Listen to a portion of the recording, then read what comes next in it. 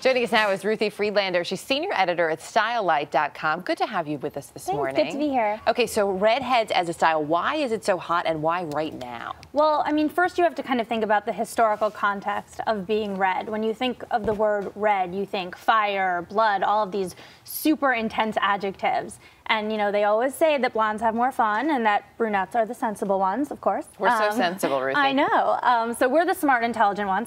And redheads, when you think redhead, you think intrigue and mystery.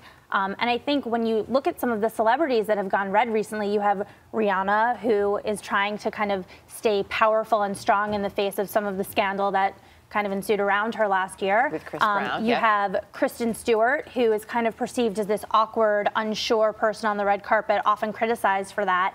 And then she comes out with this red hair, and all of a sudden, maybe she has a little more self-confidence. Does that make her seem more powerful? I think it definitely does. I mean, going red is not an easy decision. It's easy to be blonde. It's easy to have brown hair. Red hair is really a showstopper, a real eye grabber. Because you do stick out more, and as we heard from Taryn, only 2% of the population is a natural redhead. But obviously there's an attraction there. You mentioned sultry. Does any of that attraction have to do with Anna Chapman, the sultry Russian spy who's a redhead? Well, you think about it. Do you know any of the other Russian spies? I mean, the one that's most spoken about is Anna Chapman. And one of the articles on StyleLite.com that we did was about her hair coloring and how one of the first things she did was get her hair color. And why was that so important? Well, it definitely makes you stand out. It's sexy. It's sultry. It makes you intriguing. Is there a reason, though, that this summer in particular, red hair seems to be so hot? Anything else that's happening in the world, or is it just sort of coming, you know, one of those circles coming around again? I think that more and more women in Hollywood and women in the news even are kind of gaining power and being able to be more independent. So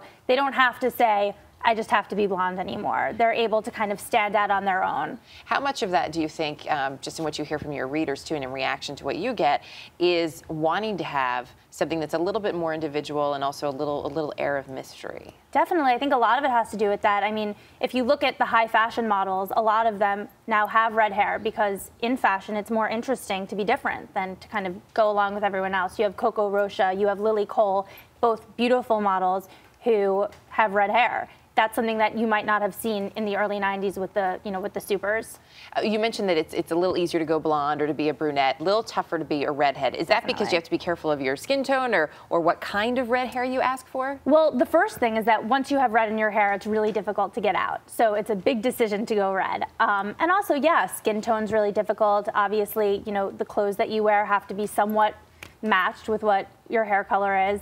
Definitely has to do with that. Things to take into account, but boy, it can be fun as a redhead. Definitely. There you go. Start your summer off. Red hair. Kick-start it with a little red hair. Ruthie, good to have you with us. Thank you. We appreciate it.